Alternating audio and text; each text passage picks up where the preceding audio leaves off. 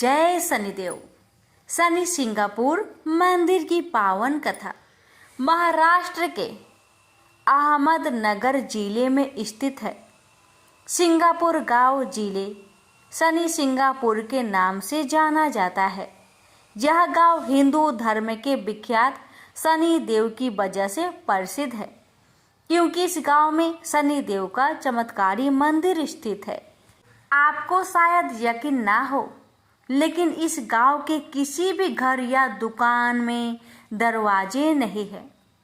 कहते हैं कि बीते कुछ समय में गांव अपनी इसी खासियत से देश दुनिया में काफी मशहूर हुआ था।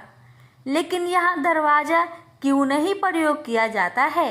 चलिए अब आपको सिंगापुर मंदिर की कहानी बताते हैं, जिसके चलते सिंगापुर गांव में शनि देव की इतनी महिमा बढ़ गई। कहते हैं एक बार इस गांव में काफी बाढ़ आ गई। पानी इतना बढ़ गया कि सब डूबने लगे। लोगों का कहना है कि उस भयंकर बाढ़ के दौरान कोई दैवीय ताकत पानी में बह रही थी। जब पानी का स्तर कुछ कम हुआ तो एक व्यक्ति ने पेड़ की झाड़ पर एक बड़ा सा पत्थर देखा। ऐसा अजीबोगरीब पत्थर उसने अब तक नहीं देखा था। तो लालचवश उसने उस पत्थर को नीचे उतारा और उसे तोड़ने के लिए जैसे ही उसमें कोई नुकीली वस्तु मारी, उस पत्थर में से खून बहने लगा। यह देखकर वह वहां से भाग खड़ा हुआ और गांव वापस लौटकर उसने सब लोगों को यह बात बताई। सभी दोबारा उस स्थान पर पहुंचे जहां वह पत्थर रखा था।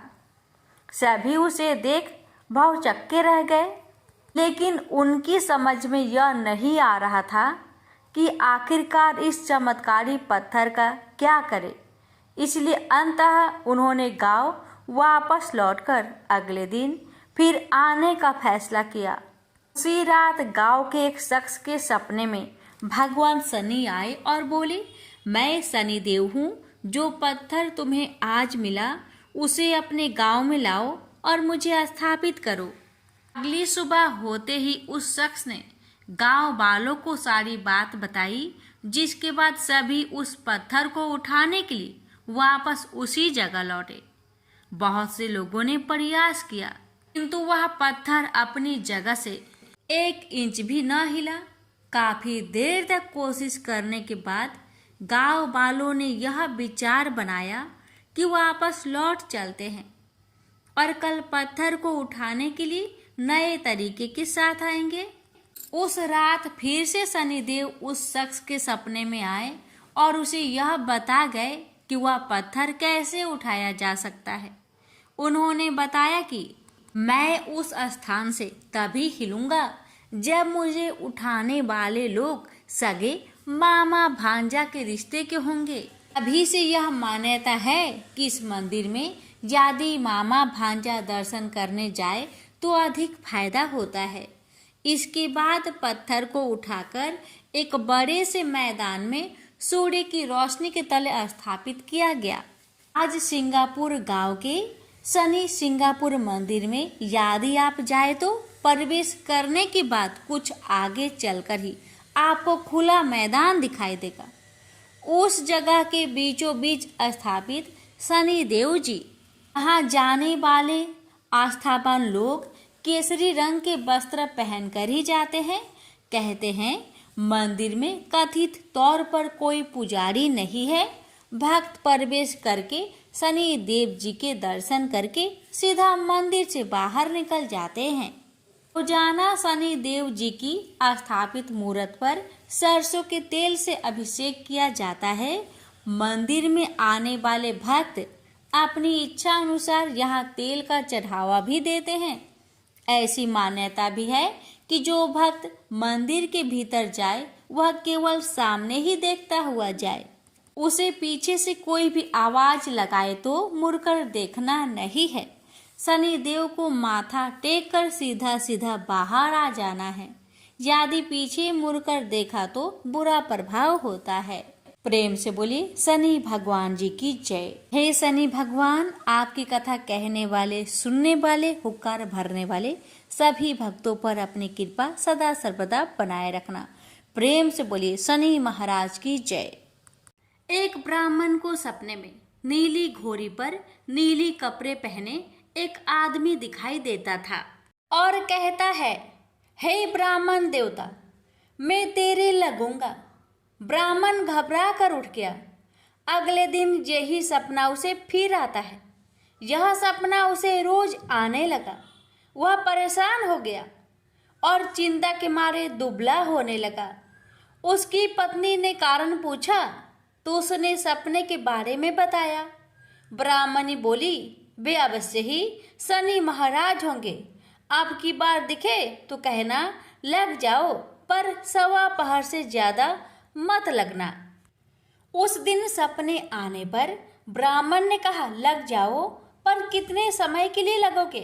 शनि जी बोले, 7.5 वर्ष का लगूंगा। ब्राह्मण ने कहा, क्षमा करे शनि जी, इतना भारी तो मुझसे झेला नहीं जाएगा। तब शनि जी बोले, तो 5 वर्ष का लग जाऊंगा। ब्राह्मण बोला, यह भी मेरे लिए ज्यादा है। शनि जी बोले, 2.5 साल का लग जाऊं। ब्राह्मण ने मना किया तो शनि जी कहने लगे, सवा पहर का तो लगूंगा ही, इतना तो कोढ़ी कलंगी भिखारी के भी लग जाता हूँ। तब ब्राह्मण ने कहा, ठीक है। ब्राह्मण को सवा पहर की शनि की दशा लग गई। ब्राह्मण ने नींद से जागकर ब्राह्मण से कहा, मेरे सवा पहर शनि की दशा लग गई है, इसलिए मैं जंगल में जाकर यह समय बिताऊंगा। मेरे लिए खाने पीने का सामान बांध दे। मेरे पीछे से किसी से लड़ाई झगड़ा ना हो, इसका ध्यान रखना। ज्यादातर घर में ही रहना। बच्चों का भी ध्यान रखना। इस सवा पहर के समय में कोई गाली भी दे तो चुपचाप सुन लेना, बहस मत करना। यह सब समझाकर ब्राह्मण जंगल में चला गया। जंगल में ब्राह्मण एक पीपल के पेड़ के नीचे बैठ गया और हनुमान जी का पाठ करने लगा। 1 पहर बीत गया। ब्राह्मण ने सोचा बाकी बचा समय रास्ते में बीत जाएगा, इसलिए वहां से चल दिया। रास्ते में एक बारी में मतीरे लगे देखे। माली से एक मतीरा खरीदा, पोटली में बांधा और आगे बढ़ा। आगे एक आदमी मिला जो असल में शनिदेव थे। ब्राह्मण से पूछा, पोटली में क्या है? उसने कहा, मतीरा है। शनिदेव बोले, दिखाओ। ब्राह्मण ने पोटली खोली। उसमें राजकुमार का कटा हुआ खून से लथपथ सिर दिखा। शनिदेव ब्राह्मण को राजा के पास ले गए और कहा कि इस ब्राह्मण ने राजकुमार की हत्या कर दी है। इसके पास पोटली में राजकुमार का सिर है। राजा ने कहा, मैं यह नहीं देख सकता, इस ब्राह्मण को सूली पर चढ़ा दो। राजा के यहाँ हाहाकार मच गया। ब्राह्मण को सूली पर चढ़ाने से पहले पूछा गया कि उसकी कोई आखिरी इच्छा हो तो बताए। ब्राह्मण ने सोचा किसी तरह सवा पहर पूरा करना होगा। उसने कहा, वहाँ रोज बालाजी की कथा सुनता है। मरने से पहले अंतिम बार बालाजी की कथा सुनना चाहता हूँ। ब्राह्मण को कथा सुनाने का प्रबंध किया गया। कथा कहते कहते सवा पहर पूरा हो गया। शनि की दशा टलते ही राजकुमार शिकार खेलकर लौटता हुआ दिखाई दिया। राजकुमार को आता देख राजा बहुत खुश हुआ, लेकिन उसे निर्दोष ब्राह्मण की हत्या का दोष लगने का डर सताने लगा। उसने तुरंत घोड़सवार सैनिकों को ब्राह्मण को आदर सहित ले आने के लिए भेजा। ब्राह्मण राज दरबार में आया तो राजा ने क्षमा मांगी और पोटली दिखाने के लिए कहा। पोटली खोली तो उसमें मतीरा था। राजा ने इन सब के बारे में पूछा तो ब्राह्मण ने बताया, मुझे सवा पहर की शनिचर की दशा लगी थी, इस कारण यह सब तमाशा हुआ। राजा ने पूछा, यह दशा कैसे टलती है? ब्राह्मण बोला, राजा, यह सेठ के लगे तो काला हाथी या काला घोड़ा दान करे। गरीब के लगे तो पीपल की पूजा करे तब बोले साचा शनिचर कहिए, जाके पाओ सदा ही पढ़िए। शनि की कहानी सुने, तिल का तेल और काला उड़द दान करे, काले कुत्ते को तेल से चुपर कर रोटी खिलाए तो शनिचर की दशा उतर जाती है। राजा ने उसे मदिरा वापस दे दिया। घर आकर ब्राह्मण ने मदिरा काटा तो उसमें बीज की जगह हीरे मोती निकले। ब्राह्मण ने पूछा, यह कहाँ से लाए? आप तो कह रहे थे कि शनि की दशा लगी है। ब्राह्मण ने कहा, जब दशा लगी थी तो यही मदिरा राजकुमार का सिर बन गया था। उतरती दशा के शनि जी निहाल कर गए। हे शनि देवता, जैसे ब्राह्मण के शनि की दशा लगी वैसी किसी को ना लगे। प्रेम से बोलिए शनि देव की जय। एक समय स्वर्ग लोक में सबसे बड़ा कौन के प्रश्न पर 9 ग्रहों में वाद विवाद हो गया। विवाद इतना बढ़ा कि परस्पर भयंकर युद्ध की स्थिति बन गई। निर्णय के लिए सभी देवता देवराज इंद्र के पास पहुंचे और बोले, हे देवराज, आपको निर्णय करना होगा कि हम में से सबसे बड़ा कौन है। देवताओं का प्रश्न सुनकर देवराज इंद्र उलझन में पड़ गए। इंद्र बोले, मैं इस प्रश्न का उत्तर देने में असमर्थ हूं। हम सभी पृथ्वी लोक में उज्जैनी नगरी में राजा विक्रमादित्य के पास चलते हैं। देवराज इंद्र सहित सभी ग्रह देवता उज्जैनी नगरी पहुंचे।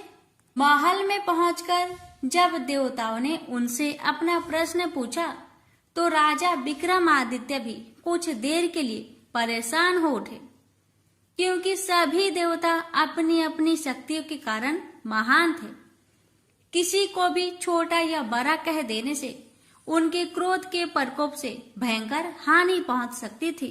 अचानक राजा विक्रमादित्य को एक उपाय सूझा और उन्होंने विभिन्न धातुओं स्वर्ण, रजत, चांदी, कांसा, ताम्र यानी तांबा, सीसा, रांगा, जस्ता, अभ्रक व लोहे के 9 आसन बनवाए। धातुओं के गुणों के अनुसार सभी आसनों को एक दूसरे के पीछे रखवाकर उन्होंने देवताओं को अपने अपने सिंहासन पर बैठने के लिए कहा। देवताओं के बैठने के बाद राजा विक्रमादित्य ने कहा, आपका निर्णय तो स्वयं हो गया। जो सबसे पहले सिंहासन पर विराजमान है वही सबसे बड़ा है। राजा विक्रमादित्य के निर्णय को सुनकर शनि देवता ने सबसे पीछे आसन पर बैठने के कारण अपने को छोटा जानकर क्रोधित होकर कहा, राजा विक्रमादित्य, तुमने मुझे सबसे पीछे बैठाकर मेरा अपमान किया है। तुम मेरी शक्तियों से परिचित नहीं हो। मैं तुम्हारा सर्वनाश कर दूंगा। शनि ने कहा, सूर्य एक राशि पर 1 महीने, चंद्रमा 2.25 दिन, मंगल 1.5 महीने, बुध और शुक्र 1 महीने, बृहस्पति 13 महीने रहते हैं। लेकिन मैं किसी राशि पर 7.5 वर्ष 7.5 तक रहता हूँ।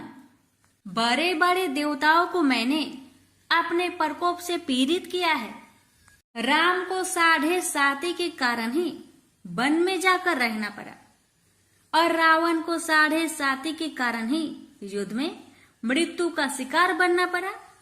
राजा, तू भी मेरे प्रकोप से नहीं बच सकेगा। इसके बाद अन्य ग्रहों के देवता तो प्रसन्नता के साथ चले गए, परंतु शनिदेव बड़े क्रोध के साथ वहां से विदा हुए। राजा विक्रमादित्य पहले की तरह ही न्याय करते रहे। अन्य राज्यों में सभी स्त्री पुरुष बहुत आनंद से जीवन यापन कर रहे थे। कुछ दिन ऐसे ही बीत गए। उधर शनि देवता अपने अपमान को भूले नहीं थे। विक्रम आदित्य से बदला लेने के लिए एक दिन शनिदेव ने घोड़े के व्यापारी का रूप धारण किया और बहुत से घोड़े के साथ उज्जैनी नगरी पहुंचे। राजा विक्रमादित्य ने राज्य में किसी घोड़े के व्यापारी की आने के समाचार सुना तो अपने अश्वपाल को कुछ घोड़े खरीदने के लिए भेजा। घोड़े बहुत कीमती थे। अश्वपाल ने जब वापस लौटकर इस संबंध में बताया तो राजा विक्रमादित्य ने स्वयं आकर एक सुंदर व शक्तिशाली घोड़े को पसंद किया। घोड़े की चाल देखने के लिए राजा उस घोड़े पर सवार हुए तो वह घोड़ा बिजली की गति से दौड़ पड़ा। तेजी से दौड़ता घोड़ा राजा को दूर एक जंगल में ले गया और फिर राजा को वहां गिराकर जंगल में कहीं गायब हो गया। राजा अपने नगर को लौटने के लिए जंगल में भटकने लगा, लेकिन उन्हें लौटने का कोई रास्ता नहीं मिला। राजा को भूख प्यास लगाई। बहुत घूमने पर उसे एक चरवाहा मिला। राजा ने उससे पानी मांगा। पानी पीकर राजा ने उस चरवाहे को अपनी अंगूठी दे दी। फिर उससे रास्ता पूछकर वह जंगल से निकलकर पास के नगर में पहुंचा। राजा ने एक सेठ की दुकान पर बैठकर कुछ देर आराम किया। उस सेठ ने राजा से बातचीत की तो राजा ने उसे बताया कि मैं उज्जैनी नगरी से आया हूँ।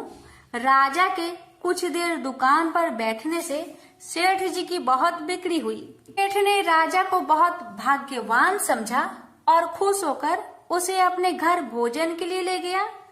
सेठ के घर में सोने का एक हार खूंटी पर लटका हुआ था। राजा को उस कमरे में छोड़कर सेठ कुछ देर के लिए बाहर गया। तभी एक आश्चर्यजनक घटना घटी। राजा के देखते देखते सोने के उस हार को खूंटी निकल गई। सेठ ने कमरे में लौटकर हार को गायब देखा तो चोरी का संदेह राजा पर ही किया, क्योंकि उस कमरे में राजा ही अकेला बैठा था। सेठ ने अपने नौकरों से कहा कि इस परदेसी को रस्सियों से बांधकर नगर के राजा के पास ले चलो। राजा ने विक्रमादित्य से हार के बारे में पूछा तो उसने बताया कि उसके देखते ही देखते खूंटी ने हार को निगल लिया था। इस पर राजा ने क्रोधित होकर चोरी करने के अपराध में विक्रमादित्य के हाथ पांव कटवाने का आदेश दे दिया। राजा विक्रमादित्य के हाथ पांव काटकर उसे नगर के सड़क पर छोड़ दिया गया। कुछ दिन बाद एक तेली उसे उठाकर अपने घर ले गया और उसे अपने कोल्हू पर बैठा दिया। राजा आवाज देकर बैलों को हाँकता रहता। इस तरह तेली का बैल चलता रहा और राजा को भोजन मिलता रहा। शनि के प्रकोप की 7.5 पूरी होने पर वर्षा ऋतु आरंभ हुई। राजा विक्रमादित्य एक रात मेघ मल्हार गा रहा था कि तभी नगर के राजा की लड़की राजकुमारी मोहिनी रथ पर सवार उस तेली के घर के पास से गुजरी। उसने मेघ मल्हार सुना तो उसे बहुत अच्छा लगा और दासी को भेजकर गाने वाले को बुला लाने को कहा। दासी ने लौटकर राजकुमारी को अपंग राजा के बारे में सब कुछ बता दिया। राजकुमारी उसके मेघ मल्हार से बहुत मोहित हुई, अतः उसने सब कुछ जानकर भी अपंग राजा से विवाह करने का निश्चय कर लिया। राजकुमारी ने अपने माता पिता से जब यह बात कही तो वे हैरान रह गए। रानी ने मोहिनी को समझाया, बेटी तेरे भाग्य में तो किसी राजा की रानी होना लिखा है, फिर तू उस अपंग से विवाह करके अपने पांव पर कुल्हाड़ी क्यों मार रही है। राजकुमारी ने अपनी जिद नहीं छोड़ी। अपनी जिद पूरी करने के लिए उसने भोजन करना छोड़ दिया और प्राण त्याग देने का निश्चय कर लिया। आखिर राजा रानी को विवश होकर अपंग विक्रमादित्य से राजकुमारी का विवाह करना पड़ा। विवाह के बाद राजा विक्रमादित्य और राजकुमारी तेली के घर में रहने लगे। उस रात स्वप्न में शनिदेव ने राजा से कहा, राजा तुमने मेरा प्रकोप देख लिया। मैंने तुम्हें अपने अपमान का दंड दिया है। राजा ने शनिदेव से क्षमा करने को कहा और प्रार्थना की हे शनिदेव, आपने जितना दुख मुझे दिया है अन्य किसी को न देना। शनिदेव ने कुछ सोचकर कहा, राजा, मैं तुम्हारी प्रार्थना स्वीकार करता हूँ। जो कोई स्त्री पुरुष मेरी पूजा करेगा, शनिवार को व्रत करके मेरी व्रत कथा सुनेगा, उस पर मेरी अनुकंपा बनी रहेगी। प्रातः काल राजा विक्रमादित्य की नींद खुली तो अपने हाथ पांव देखकर राजा को बहुत खुशी हुई। उसने मन ही मन शनिदेव को प्रणाम किया। राजकुमारी भी राजा के हाथ पांव सही सलामत देखकर आश्चर्य में डूब गई। राजा विक्रमादित्य ने अपना परिचय देते हुए शनिदेव के प्रकोप की सारी कहानी सुनाई। सेठ को जब इस बात का पता चला तो दौड़ता हुआ तेली के घर पहुंचा और राजा के चरणों में गिरकर क्षमा मांगने लगा। राजा ने उसे क्षमा कर दिया क्योंकि यह सब तो शनिदेव के प्रकोप के कारण हुआ था। सेठ राजा को अपने घर ले गया और उसे भोजन कराया। भोजन कराते समय वहां एक आश्चर्यजनक घटना घटी। सबके देखते देखते उस खूंटी ने हार उगल दिया। सेठ जी ने अपनी बेटी का विवाह भी राजा के साथ कर दिया और बहुत से स्वर्ण आभूषण, धन आदि देकर राजा को विदा किया। राजा विक्रमादित्य राजकुमारी मोहिनी और सेठ की बेटी के साथ उज्जैनी पहुंचे तो नगर वासियों ने हर्ष से उनका स्वागत किया। अगले दिन राजा विक्रमादित्य ने पूरे राज्य में घोषणा कराई कि शनिदेव सब देवों में सर्वश्रेष्ठ है। प्रत्येक स्त्री पुरुष शनिवार को उनका व्रत करे और व्रत कथा अवश्य सुने। राजा विक्रमादित्य की घोषणा से शनिदेव बहुत प्रसन्न हुए। शनिवार का व्रत करने और व्रत कथा सुनने के कारण सभी लोगों की मनोकामनाएं शनिदेव की अनुकंपा से पूरी होने लगी। सभी लोग आनंद पूर्वक रहने लगे। प्रेम से बोलिए शनि महाराज की जय हो। एक बार भगवान विष्णु, शंकर और ब्रह्मा जी के बीच एक संवाद शुरू हुआ। यह संवाद था संसार में एक न्याय अधिकारी को जन्म देने का। यह संवाद तब शुरू हुआ जब देवों और असुरों के बीच लगातार युद्ध हो रहा था। असुरों को लगता था कि जब न्याय की बात आती है तो फैसला देवों के हक में सुनाया जाता है, परंतु असुरों के गुरु शुक्राचार्य को भगवान शंकर पर पूर्ण विश्वास था कि वह देवों के साथ असुरों के हितों की भी रक्षा करेंगे। भगवान शंकर ने अपने परम भक्त शुक्राचार्य को निराश नहीं किया। भगवान शंकर ही थे जिन्होंने शनि देव के जन्म की पथकथा लिखी। शनि देव का जन्म सूर्य पुत्र के रूप में हुआ, जिनकी मां का नाम छाया था।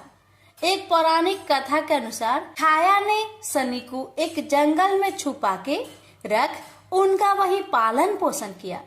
यम के अलावा शनि भी एक पुत्र है। शनि देव को भी नहीं मालूम था उनके पिता स्वयं सूर्य देव है।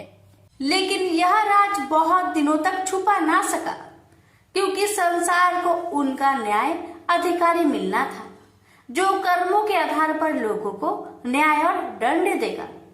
इधर देवाधिपति इंद्रदेव और शुक्राचार्य के बीच न्याय अधिकारी के अस्तित्व को जानने के लिए खलबली मची हुई थी। इसी खलबली का नतीजा एक चक्रवात के रूप में आया, जिसका संचालन शुक्राचार्य कर रहे थे। शुक्राचार्य को मोहरा बनाते हुए इंद्रदेव ने एक षड्यंत्र रचा था। सही मायनों में इस चक्रवात के लिए इंद्रदेव जिम्मेदार थे, जिन्होंने असुरों के गुरु शुक्राचार्य को उस्काया। इस चक्रवात की चपेट में शनि की माता छाया आ गई, जिससे शनिदेव नाराज हो गए और शंकर भगवान की कृपा से उन्हें अपनी शक्तियों का बोध हो गया और उन्होंने अपनी मां छाया को बचा लिया। इसके बाद सूर्य देव चक्रवात से क्रोधित हो गए और उन्होंने शुक्राचार्य और इंद्रदेव को सूर्य लोक में बुलाया, जहां पर चक्रवात के दोषी को दंड देकर न्याय किया जाना था।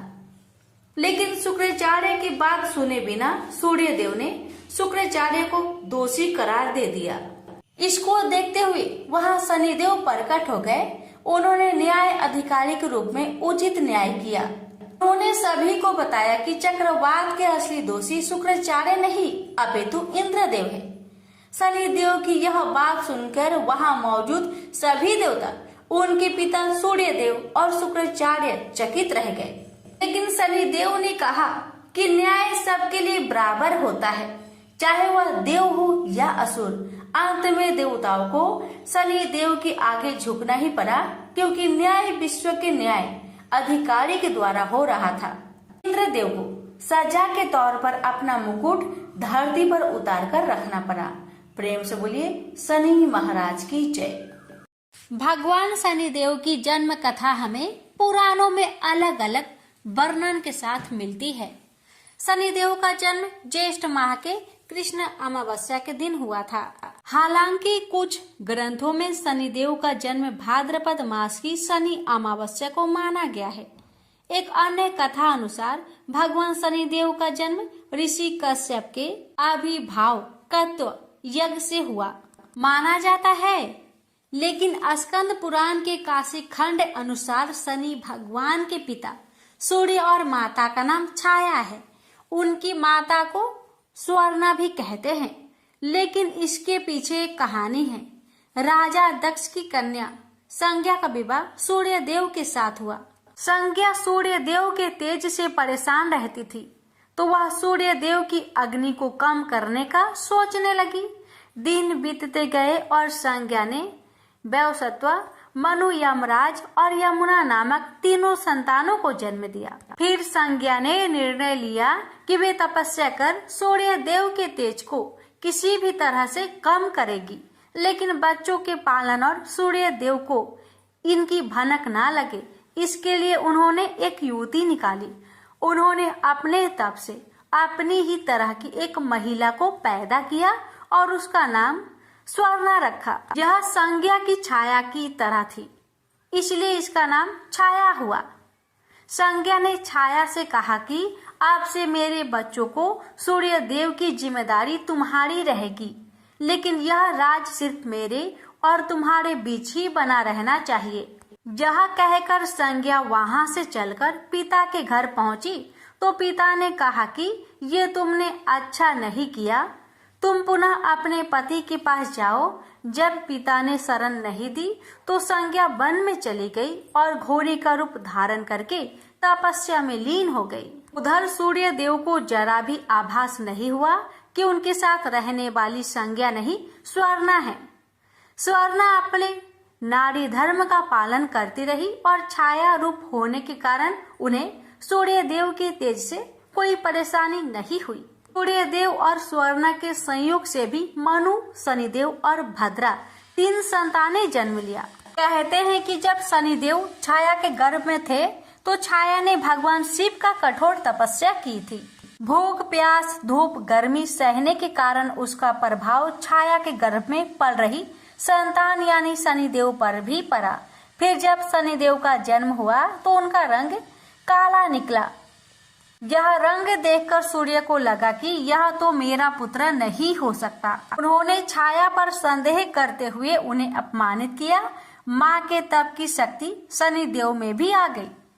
उन्होंने क्रोधित होकर अपने पिता सूर्यदेव को देखा तो सूर्यदेव उनकी शक्ति से काले पड़ गए और उनको कुष्ठ रोग हो गया। अपनी यह दशा देखकर घबराए हुए सूर्यदेव भगवान शिव की शरण में पहुँचे। तब भगवान शिव ने सूर्यदेव को अपनी गलती का एहसास करवाया। सूर्यदेव को अपने किए का पश्चाताप हुआ। उन्होंने क्षमा मांगी। तब कहीं उन्हें फिर से अपना असली रूप वापस मिला। लेकिन इस घटना के चलते पिता और पुत्र का संबंध हमेशा के लिए खराब हो गया। प्रेम से बोलिए जय शनिदेव। सूर्य नारायण की जय।